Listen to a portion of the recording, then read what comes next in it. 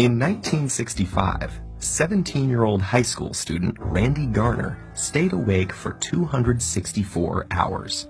That's 11 days, to see how he'd cope without sleep. On the second day, his eyes stopped focusing. Next, he lost the ability to identify objects by touch. By day 3, Garner was moody and uncoordinated. At the end of the experiment, he was struggling to concentrate, had trouble with short-term memory, became paranoid, and started hallucinating.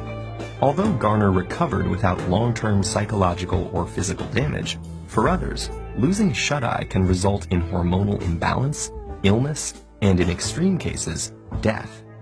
We're only beginning to understand why we sleep to begin with, but we do know it's essential. Adults need 7 to 8 hours of sleep a night, and adolescents need about 10. We grow sleepy due to signals from our body telling our brain we are tired, and signals from the environment telling us it's dark outside. The rise in sleep-inducing chemicals like adenosine and melatonin send us into a light doze that grows deeper, making our breathing and heart rate slow down and our muscles relax. This non-REM sleep is when DNA is repaired and our bodies replenish themselves for the day ahead. In the United States, it's estimated that 30% of adults and 66% of adolescents are regularly sleep-deprived. This isn't just a minor inconvenience. Staying awake can cause serious bodily harm.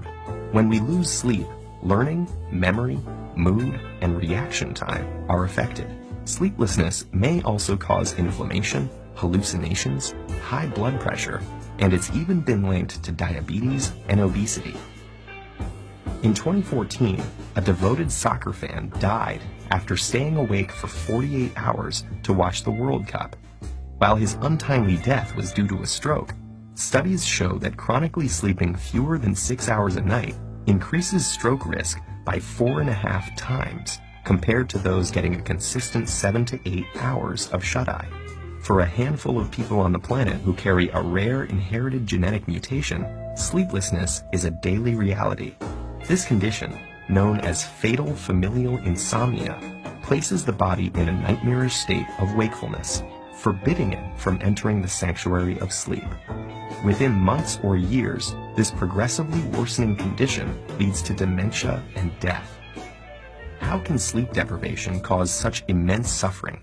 Scientists think the answer lies with the accumulation of waste products in the brain. During our waking hours, our cells are busy using up our day's energy sources, which get broken down into various byproducts, including adenosine. As adenosine builds up, it increases the urge to sleep, also known as sleep pressure. In fact, caffeine works by blocking adenosine's receptor pathways.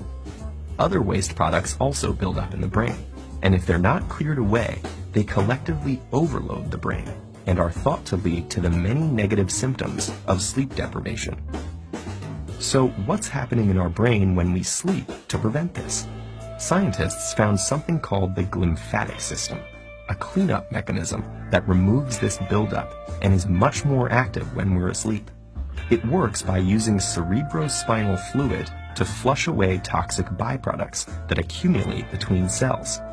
Lymphatic vessels, which serve as pathways for immune cells, have recently been discovered in the brain, and they may also play a role in clearing out the brain's daily waste products. While scientists continue exploring the restorative mechanisms behind sleep, we can be sure that slipping into slumber is a necessity if we want to maintain our health and our sanity.